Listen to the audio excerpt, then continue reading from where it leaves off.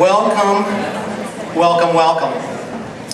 My name is Tom Bull, and I am happy, pleased, excited to serve as your chair. Probably because I'm juiced up on caffeine right now.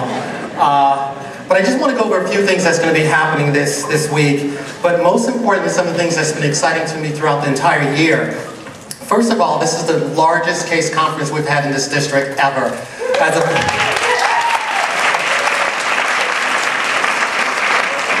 Over 441 people are participating, and that doesn't even count the people that are coming in daily between today and Friday. So again, congratulations, yeah. The other things that's why I'm excited about, because I went through a transition this year. I was honored to take the position of the Director of Portland State University Alumni Association. Thank you, thank you. As you can see, I got my green and my hat on and everything like that. And we're hoping that you wear your colors throughout the entire week, especially tonight. Wear your colors. I will be wearing a green shirt the entire time. It will be a different green shirt, it won't be the same one. So some of the things I want to do is first recognize the people that made this conference possible. If I can have the committee members please rise and be recognized. And they're kind of hiding right now. Aha. Please.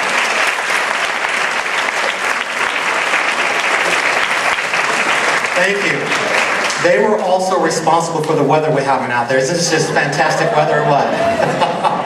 Also, I want to recognize the board of directors for K-State. If they can please stand and be recognized. All the K-State board directors. Come on, rise.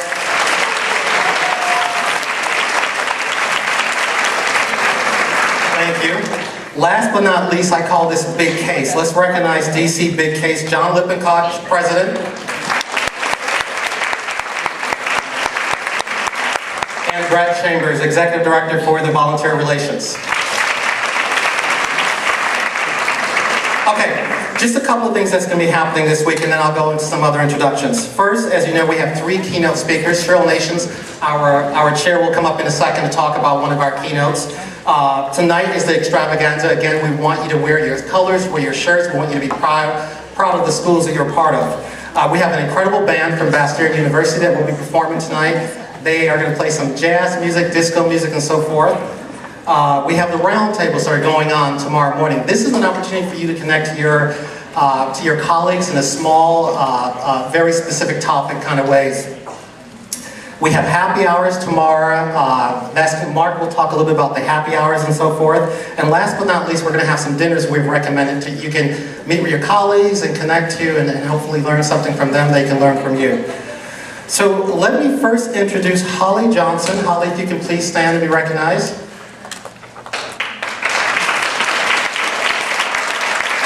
Holly is from our Case District 6, and she will be running her conference in 2 years, is that right? And so she's here to learn from us, and we can learn from her, so please reach out to her.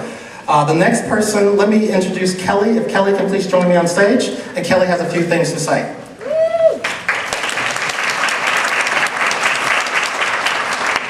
Good afternoon. I am Kelly Willett, and I work for the University of Montana Foundation. And I'm the chair of the Opportunity and Inclusion Committee on the Case Board. And thanks. We as a board and a district take inclusion really seriously, and one of the ways that we exercise that value is by each year awarding 5 newcomer scholarships to the conference. And this year, with the help of a small committee, I had the pleasure of evaluating those applications. The ideal applicants express a high degree of motivation and promise. Special consideration is given to minorities and to submissions from institutions with limited resources for staff development. And we had an incredibly strong pool.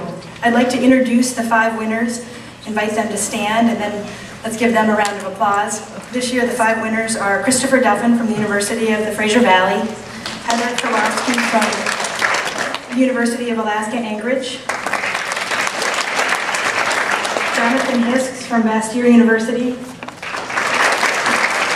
Ryan Giroff from Boise State University, and Emma Bentley from the University of Montana. I should say Emma received the highest marks from our committee, and I did recuse myself as a reader. There was no special University of Montana favoritism in this, but as receiving the highest marks, she is what we call our Mark Young Scholar. And a little bit more business on that. We are especially honored this year to have Mark Young join us, the namesake for this special scholarship. Mark. He has long been devoted to CASE. In the year 2000, he was the District 8 Distinguished Service Award winner. I think he's had the longest tenure as a board member in our district history. You say 19 years, Mark, is that right? He has always tried to mentor young people and encourage them to consider advancement as their career in his more than 23 years in advancement. When Mark approached me about coming back and meeting this new crop of scholars, he actually said it was on his bucket list, and I think this just shows his passion and commitment to mentoring new people to the important work that we all do. So Mark and his family depart for Honduras this fall, where they run an NGO called Little Hands, Big Hearts, and I think we just recognize how really lucky we are that we get to spend a little bit of time this week with you before you make the big move. So for your longtime generosity to CASE and all the people you've mentored, please join me in thanking Mark.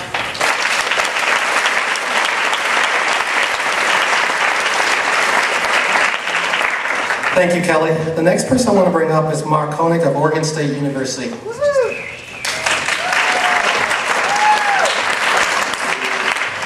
Hi, everyone. I'm Mark Koenig. I'm the Senior Director for Advancement Services for the Oregon State University Foundation. And I'm here today to talk about and thank our long list of sponsors this year that helped make our conference what it is. We have sponsors at the Sapphire level this year, Ruffalo Cody in Terminal 4.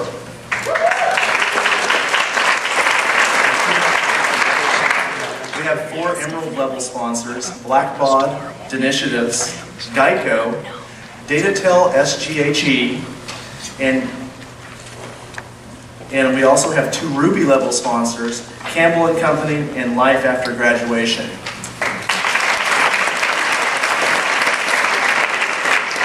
Our exhibit hall opens tomorrow morning at 8 a.m. and runs until 5:45. We have a happy hour event tomorrow from 4:45 to 5:45 where there'll be drinks, entertainment, and the chance to spend time with our exhibitors.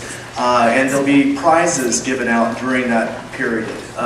Also, I want to bring your attention to this card that you got during registration. This is a checkoff card. So if you visit the exhibitors, ask them to check off the spaces. And at the end of the conference, we have a couple of really nice prizes, thanks to our in-kind sponsors. And our in-kind sponsors were Columbia, the Marriott, University of Washington, and that's it. Oh yes, the gift for our big raffle prize this year is a night's stay at the Salish Lodge in Snoqualmie, Washington. So I don't know if you've ever been there, but it's a really beautiful lodge and spa. And that's our grand prize, but you have to stay till the end of the conference to be eligible to win. So keep that in mind. All right, thank you, Mark. I just want to mention 2 other things and I'll turn it over to Cheryl Nations. The first is I want to introduce Matt Cook, if Matt can please stand. There he is in the back. Matt is a current student and he is the rep of the, let's see if I get this right, Associate Student Advancement Program, is that right? And so, all right. So he's going to be reaching out to many of the schools because they're going to want to bring programs to us that help us engage our students while they're on campus. So I recommend to you guys to reach out to Matt as he builds this program up. I'm going to bring Cheryl back up, but I just want to say a couple of things about CASE. The reason why I'm connected to it is because of people like you, the people I've connected throughout my career, and which I think has made me successful. Learning from you, gaining knowledge from you. So I would recommend to stay in touch, stay engaged with CASE. It has really helped me and I know it can help you. So thank you so much for CASE and what you do, and thank you all for your connections and providing the guidance I've needed throughout my professional career. Thank you. Okay. I'm just going to mention 2 other things. First, Campbell & Company. Campbell & Company will be doing a session that's called What Can You Do to Optimize Your Advancement Team? It is for leaders that are supporting a team of people. They will have a sign-up list. And if I can ask Marion if she can please stand to be recognized. Thank you. If you're looking to work in ways to improve your team, please stop by Marion's booth and sign up for those sessions. All right. I think that's it. I'm going to turn it over to Cheryl Nations now, if you can please join me. And thank you so much, everyone.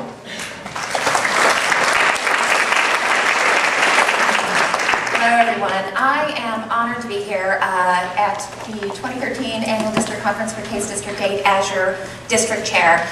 One of the things that you may not realize about CASE, it's your organization, it's your professional organization, and out here in the district as well as internationally, it's really run by volunteers.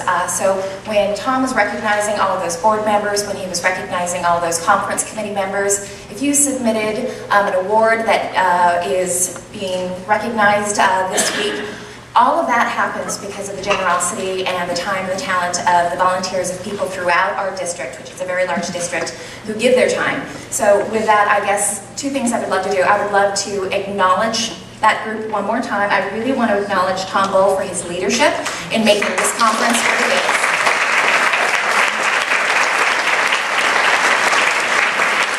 Many don't know, it literally is a one-year process, though they really do give much of their life to it.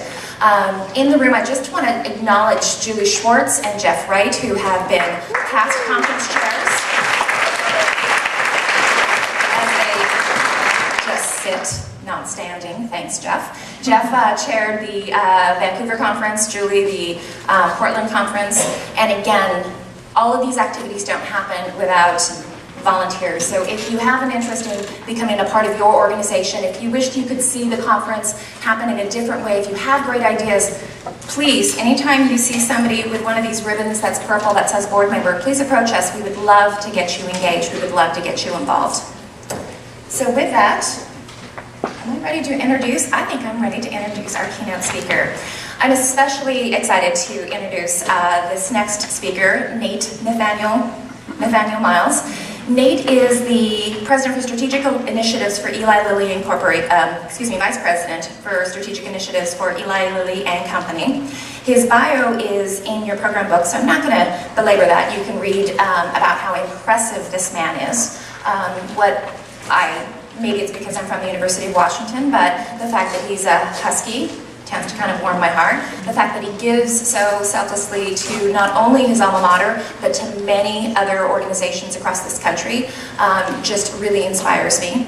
And what we're really excited about today is to have him join us and tell you a little bit more about himself and why often you inspire him.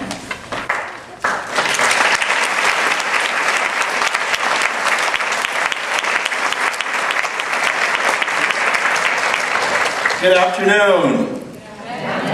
That is one of the most sad good afternoons I've heard. I've said good afternoon. That's better. They said I had this high-powered, high-energy, big-time crowd. I had to go and give some greetings in front of it. I'm expecting big things out of you. And first, giving honor to God, who was the head of my life. I want to thank you all for coming to Seattle, first of all.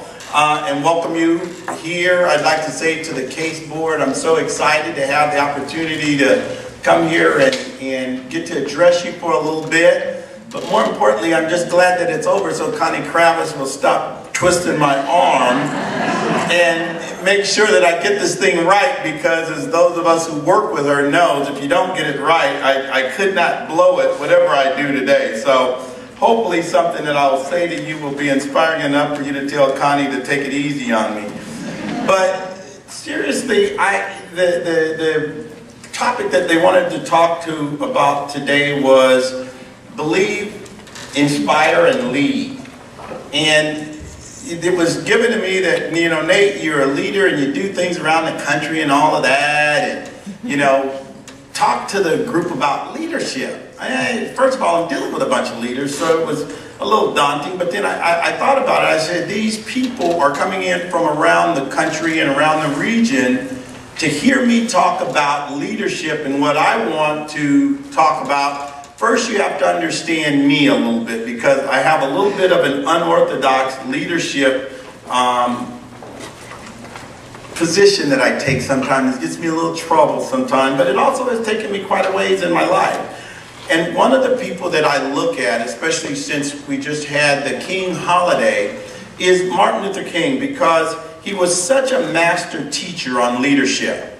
And I know most people have this whole idea that Dr. King was summarized in I Have a Dream. And it is truly one of the tragedies of Dr. King's life is that so many people know him by I Have a Dream. And it's a great speech. I mean, but the true work of Dr. King and some of the things that he talked about on leadership and that he had for leadership in this country, leadership for the world, many people don't know. And one of those speeches is his amazing treatise on leadership that he talked about in a speech called The Drum Major Instinct. The Drum Major Instinct. And in this speech, Dr. King talks about it. And the thing that I wanted you to know is, it's not that I Have a Dream wasn't a good speech. It's one of the best speeches that Dr. King gave. But most people don't know that that speech almost wasn't given. That day in Washington that he gave this speech, what people don't know is that he actually came there to give another speech. He came there, it was the kickoff of the Poor People's Campaign, and they were going to lead this march on the Washington and tell the government about how they had given the Negroes in this country a bum check. And if you ever listen to it, he talks about 80 years ago, a man in whose symbolic shadow we stand, and he started talking about the vaults of justice are not empty and that they've given a bum check and we're here to take this check that was marked insufficient funds.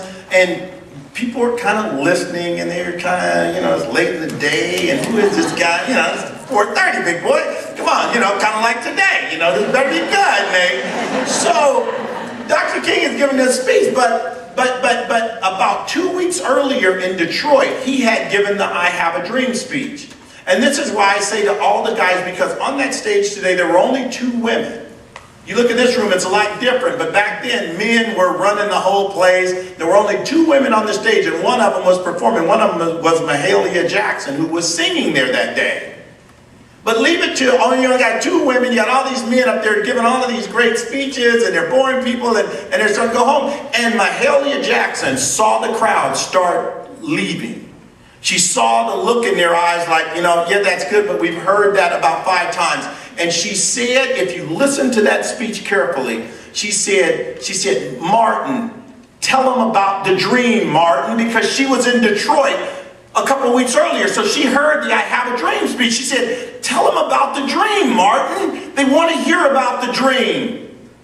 And if you ever listen to Dr. King's I Have a Dream speech, where he said 80 years ago, and he's doing all of this deal, and he stops, the brilliance of this man, he stops in the middle of it, and he said, and so I say to you today, my friends, that in spite of the difficulties of today and tomorrow, I still have a dream. He changed that speech midstream because he heard her and he saw what she saw. And thank God this woman stepped forward as a leader who wasn't chosen to be a leader that day and said, tell them about the dream. Put a pin there because I want you to understand about dreams. That will come back in what we're going to talk about today. Put a pin in it. She said, tell them about the dream. Capture a nation. Capture a nation. 50 years later, this nation is still captivated by that speech and how he did it, how he said it. It was a dream that he spoke about. Tell them about the dream, Martin. So in this other work, though, that Dr. King talked about, in this drum major instinct, it was a parable that he used in this speech in Mark 10, where 2 of his disciples, James and John, comes to Jesus and they say, because supposedly he's going to become the king of the world. So they're thinking, kind of like, me and you, Bill Gates, Ballmer, somebody's going to come and make a lot of money. He's going to be the king. You're going to be the man. So they came to him and they said, you know what, Jesus, if you're going to be the king of the world, then we would like to be sit on the right hand and on the left hand. We're like your boys, right? The rest of these bums you got hanging out with you, we are the ones. And so it was like, well, wait a minute. And Dr. King said, many of us would have said, well, the nerve of you, first of all, to think you're better than your other boys and to throw them under the bus. But secondly, how dare you think that I would choose you to be my guys, okay? But he said, what happened was, if you really think about it, all of us have what James and John's had, which is a drum major instinct. It's the instinct where you want to be first sometimes. You kind of crabbish, you want to be ahead of the crowd just a little bit. Sometimes it's okay. I know UW is better than UCLA and Oregon State, but just sometimes if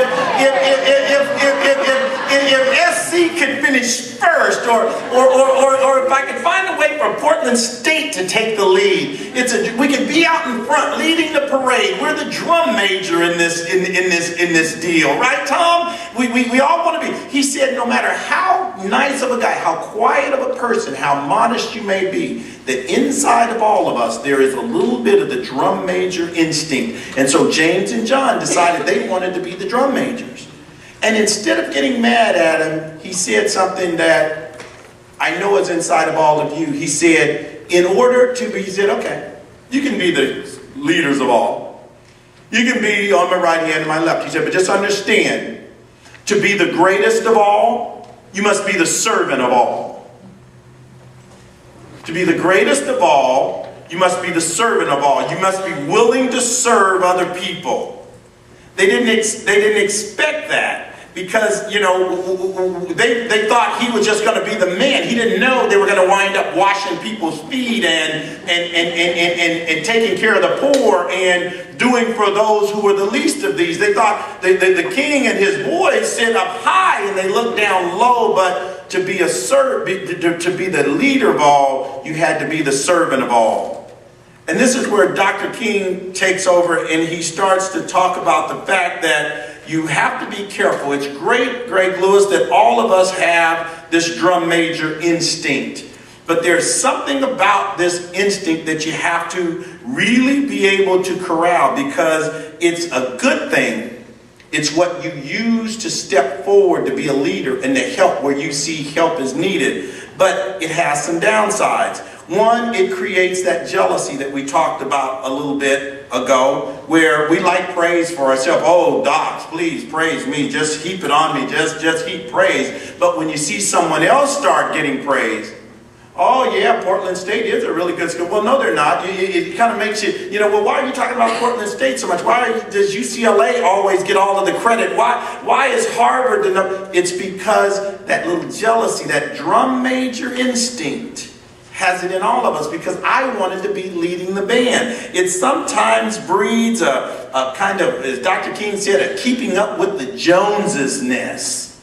In this case, it's keeping up with the Huskies, where you want to do what they do and you want to raise as much money as they raise. And why isn't our football team as good as Oregon? And what are we going to have to do to go to the next Rose Bowl? Instead of saying, good, a Pac-10 team win. It's keeping up with the Huskies. It's where it becomes most destructive, Dr. King said, is that it causes us to distort our personality. Where in order to put ourselves up, we have to push someone else down. In order to push ourselves up, we have to push someone else down. That's a downside of the drum major instinct. It's where we get into what he called this snobbish exclusivism, where we get to be in a certain club or we get to go to a certain school and we get to think of ourselves as being better than someone else. And this exclusivism leads to a destruction of our personality. So he had to say that if you can be aware of these pieces when you're going to be this drum major, these attitudes that you can take on, then the drum major instinct is actually a good deal to help build leaders, okay? And so in that speech, he said, I'm going to go ahead and give you this clarion call of action. A call that clearly all of you have answered, because he talked about what it would take to serve. He said, everybody can be great because everybody can serve.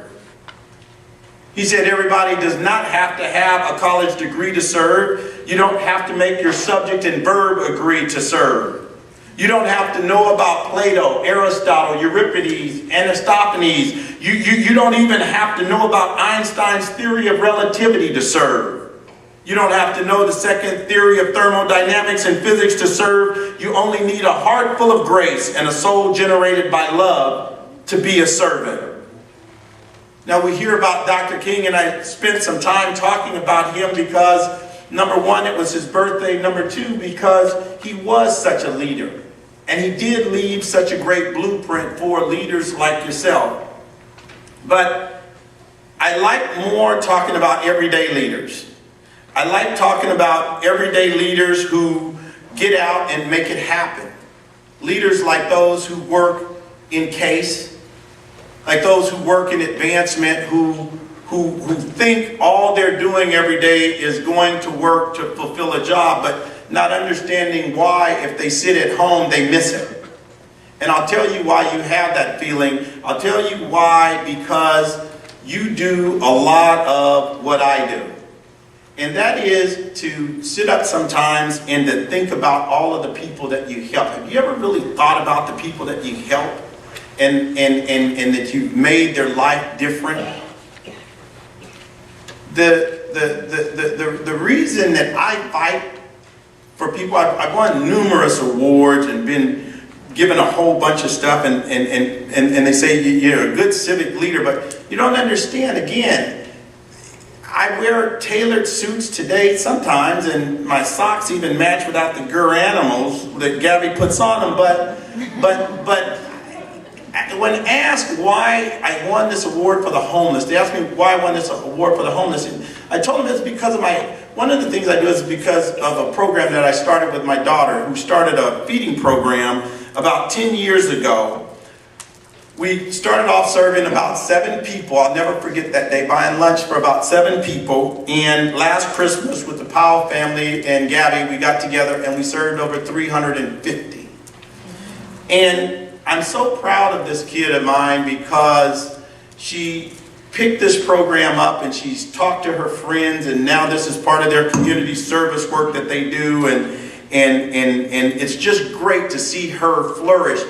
But one of the things that, as I told her the other day, I said, what you don't understand is when I turn away when we see these people coming, because you see their faces and they know, because we've been down there so much, they come to the car and their little faces and they're coming to eat, and they just come. It looks like a bad Michael Jackson video, you know, they're just coming in Thriller, they're just coming out of the woodwork to get something to eat. But what happens is, as I told Gabby, when I see those faces, I see my face and I see the face of my family, because like I tell you, in order to understand my leadership, you have to understand me, because I didn't always dress like this. There were times, Dave, where we wore the clothes that we would get from the Goodwill or from the Salvation Army, from St. Vincent de Paul, as embarrassing as it was to get the clothes and put the patches on the knees and wear the shoes that already had holes in them. We did that because that's what we had. And I'll never forget when we do this feeding program, I told Gabby that we had a Salvation Army truck that came by, and it would always come and it would give you the opportunity to either choose the box of food or the box of clothes. And Mama would always take the food. If she had any money left from her little part-time job, she'd buy some toys, but they always said we were going to eat. So we went out, and the trick to this deal was you had to always make sure that the truck, when it came, that you were there. And I don't care what you were doing, you had to be there when the truck came. And I remember one time sitting out, because if you don't, everybody would jump on the truck, take all of the food, and you had nothing to eat. Well, one day we were out, and the truck was late getting there, and Tom, we went inside. It was cold. We lived over in Pasco, and it got cold over there, so we were inside, and we were trying to get the football game on TV, and we had the little rabbit ears. Well, it wasn't really rabbit ears, it was a clothes hanger, Connie, that we had turned into rabbit ears, and we were trying to get the TV, and someone yelled, "The truck is outside." Well, we turned to run outside, and before we could get outside, the truck was, all the food was gone. We went back inside, and I mean, this is Thanksgiving, guys. So we didn't know what to do. We missed the truck. You understand, you missed the truck.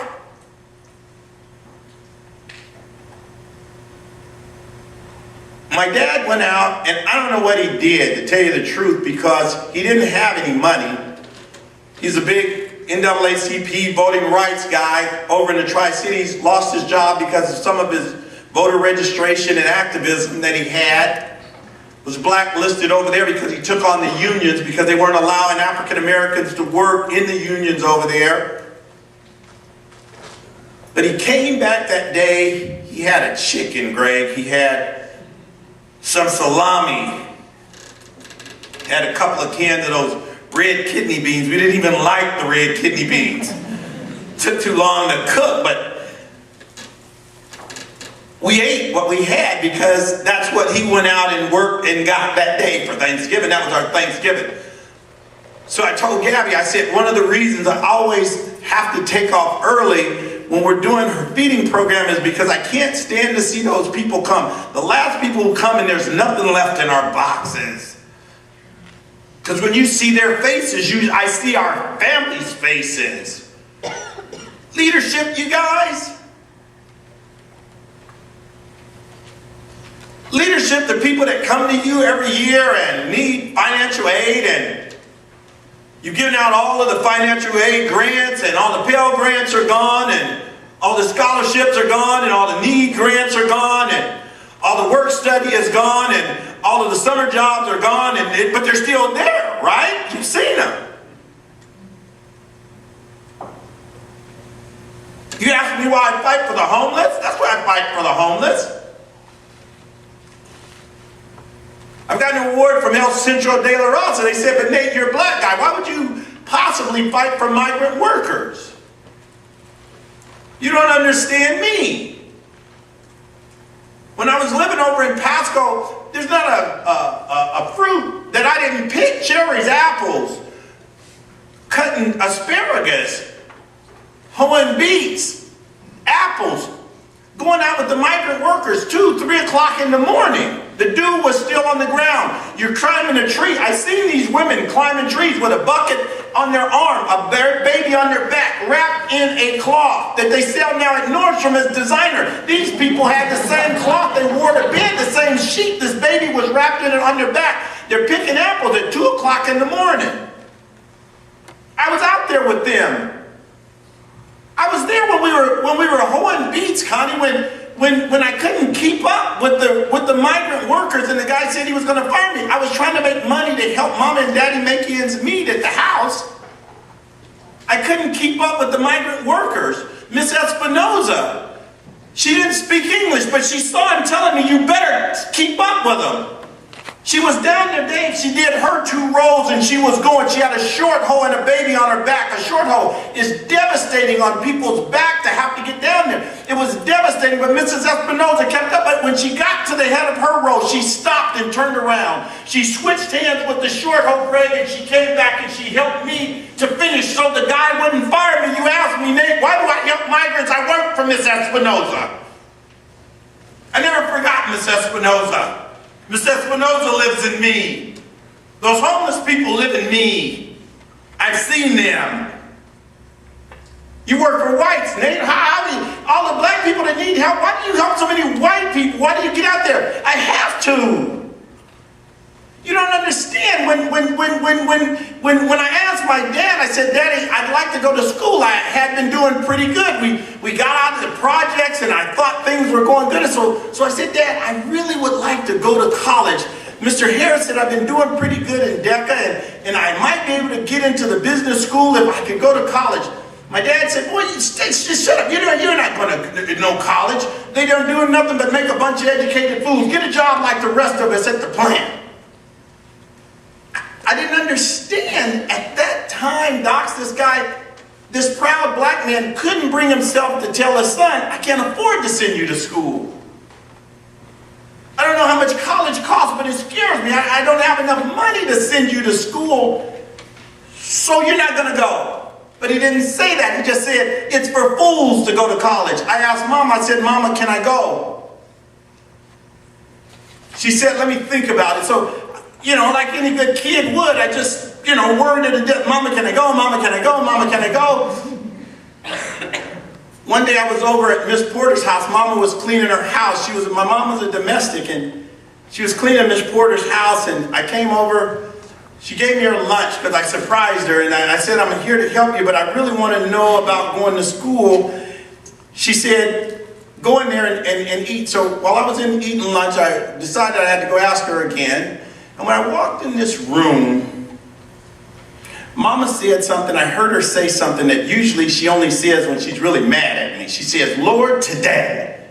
I don't know if any of y'all got a mama like that, but when you've been on her last nerve and she's getting ready to kill you, it's like, Lord, today, you better leave me alone, And so when I heard her say, Lord, today, I was like, well, wait a minute. Did I do something wrong? But it sounded different. None of my brothers were there, so I was like, who's she mad at? And I walked in the room, and as it turns out, she was down on her knees praying. And Mama said, Lord, today. She said, Lord, today I thank you. She said, Lord, I thank you for this little piece of job that you gave me. Doesn't pay my bills, but Lord, I got a little bit of money. She said, Lord, today I want to thank you for all that you've done for keeping my kids safe. She said, I thank you for everything that you've done. And I know I don't have a right to, but I want to ask you, Lord, if you would, I want to ask you something. It's not for me. I'll keep wearing these clothes that I got. I'll wear the stockings with a run in them. Lord, I'll wear the shoes with a hole in them. I'm not asking for me. I was just wondering. I don't know about college. My son's been asking me about college, and I don't know how much it costs or how they even get in. I only been to 3rd grade, Lord, but Lord, today, if you could find a way to help him go to school.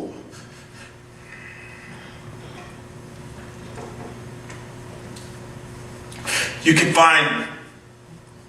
find some kind of way to help him get into college, Lord, I would really, really thank you.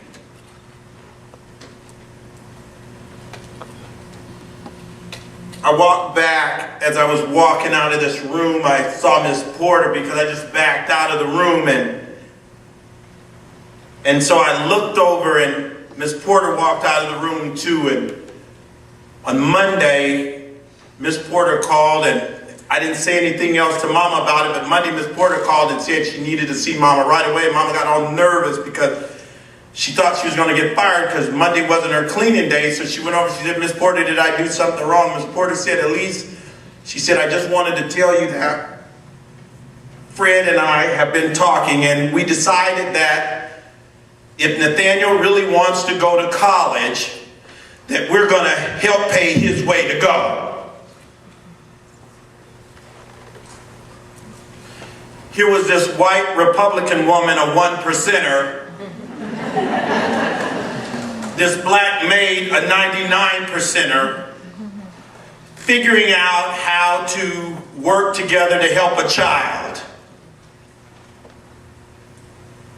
You understand, all of the problems that we have going on in the world today could be solved. This divide, this 1%, 99, black, white, male, female, all of the fights that we have that we're starting to see take over our country and the divisiveness, if we just remember that we're really just trying to help some kids and the next generation live, this 1%er, Miss Porter, this 99%er, Elise Miles, were able to work together out of that. You ask me, why do I fight for white kids? Because Miss Porter lives in me. Miss Porter lives in me. She believed in me.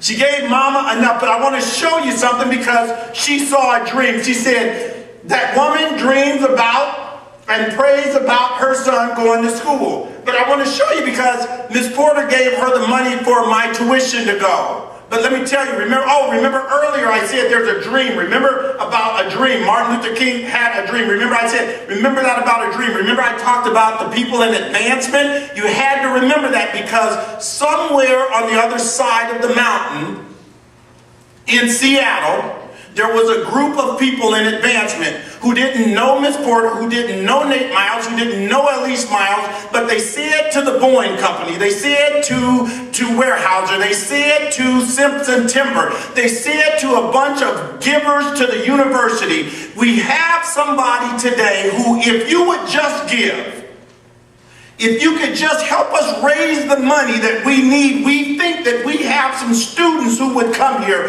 who can one day change the world, who could one day walk out of the ghetto that they lived in East Pasco, Washington, and walk the walls of the White House and tell the president that the policies that he is inputting is going to hurt migrant workers. He might be able to tell the Secretary of Labor to make sure that a woman who works for the same wage that a man works for is the right thing to do. He might be able to say to those leaders, if we could just raise the money in advancement. Do you understand what we're talking about today? Connie, what I'm talking about today is the circle of life. How many of you remember The Lion King? Remember it was a movie about a little lion, Simba, and he used to not listen to what his dad said, and he was always getting into trouble, running off doing things he wasn't supposed to be doing, Dave, and he had his old mean Uncle Scar. And remember how Scar set it up so that Simba would get his dad killed. Mufasa got Mufasa killed. Simba felt so bad about this deal that he left the Pride Land and he went over to the other side of the Pride Land and he was living over there with Pumbaa and Timon. Remember that? A weasel and a warthog. I ain't gonna say a duck and a beaver, but a weasel and a warthog. He was living with. Instead of being the husky that he was. And when he got there, he adopted a new philosophy, the Hakuna Matata, the carefree philosophy. And while he was gone, all things went to heck in a handbasket in the Pride Land. The food dried up. The land went barren. It was really looking bad. Once again, a woman, Nala, went over to the other side of the Pride Land. And that's where she found him. There you go. That's right. That's right. She found him and said, shame on you. He was sitting there with two of his boys. They just living it up like they're at a cougar party or something. And just having the time of their life. Hakuna Matata. Nala looked at him and said, shame on you. We thought you were dead. The land has gone bad. The food is drying up. The people that counted on you, Simba, you let them down. Simba was looking all bad and I don't know what to do.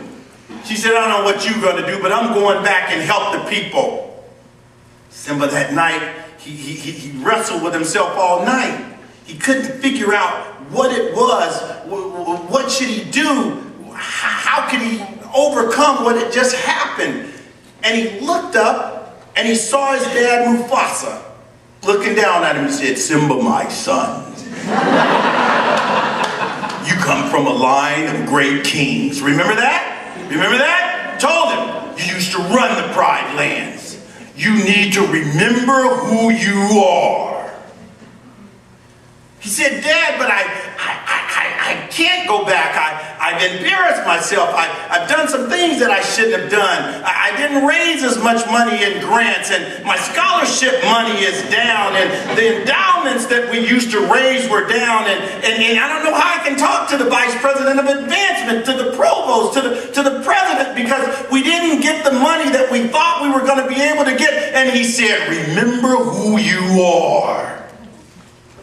And so I say to you today, as people in advancement, you must remember who you are, because you don't have just a regular job. Anybody can teach a kid when they get into the school who's over there, because they're qualified, they're professors, they learn their stuff, they know their trade. But only so many people can do what you do. Remember that you have children praying to do what they can do only if you do what you do, which is to find ways to get them into these schools. You are dream makers. You make these kids' dreams come true. You are prayer answerers. There's a woman on her knees tonight saying, Lord, today, if I could get him into Portland State, if I could just get her into the University of Oregon, if I could just make her a duck, if I could get her to be a beaver. Lord, today, if there was a way that I can get out of this field, if I could find a way to get him in that school, I know my child could be a doctor. I know she could be an astronaut. I know she could fly to the moon. Lord, today, if you would help me. Lord, if there was somebody in the advancement program of USC who could find one more dollar, who could dig down one more time, who could ask one more donor to give us one more dollar. Lord, today I know my child could make it. Understand that that's what you're doing. You're answering that mother's prayers. You're solving the problems of a nation. The kids you get in and were afforded to stay there are the kids who are going to solve the problems of tomorrow. They're going to build the spaceships to the moon that you and I may never fly. But as they say, we sleep under trees we never planted. We get that shade. We drink water from wells we never dug, you and I. It's time for you to plant some more. I know it's tough sometimes. I know that you're tired. I know that you're at it. I know that the recession has hit hard.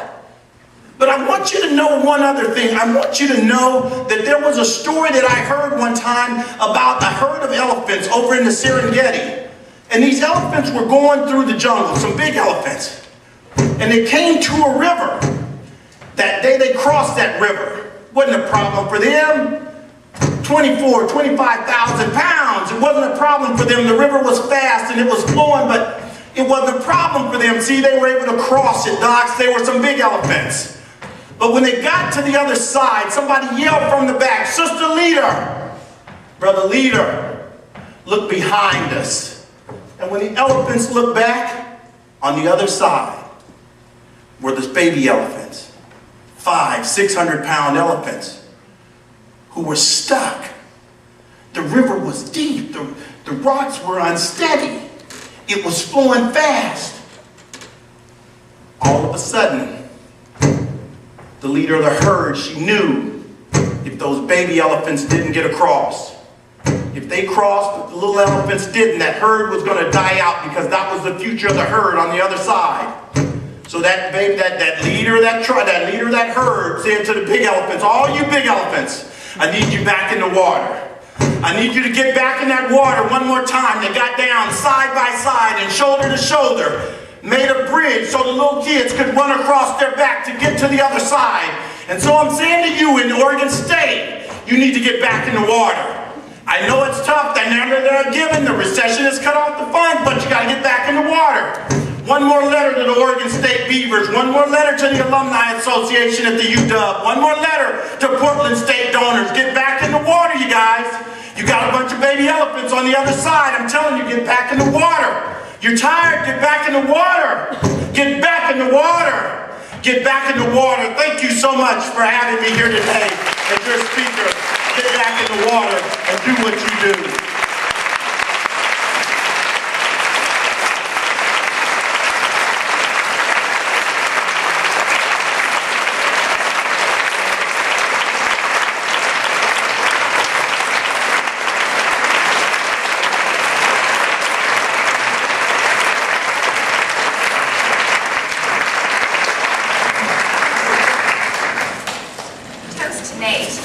Later. This is for him for later. Nate, thank you so much.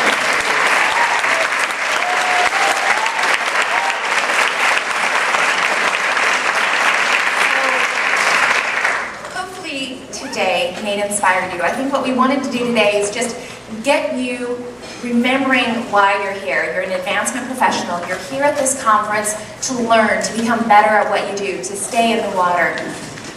We know that this conference can allow you as much as you want it to take in, or as much as you can take in. It's going to make you a better advancement professional.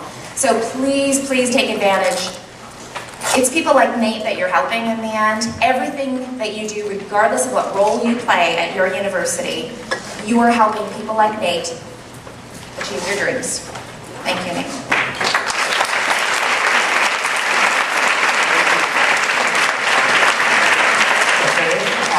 As Cheryl said, when we first started coming together to talk about this conference, this is exactly what we want to do. We want to set a tone about who you are, about the leadership you do, the things you do, and the effect you have on so many people. So Nate, thank you so much. You inspired me to do even more today. So thank you. So right now is the extravaganza. We want you to go down and enjoy yourself. What time does that start? Does anyone know? Is it 6:30? 6. Okay, so you have a half an hour to kind of enjoy yourself. But right now, 6 o'clock. Enjoy. Wear your colors. Thank you so much.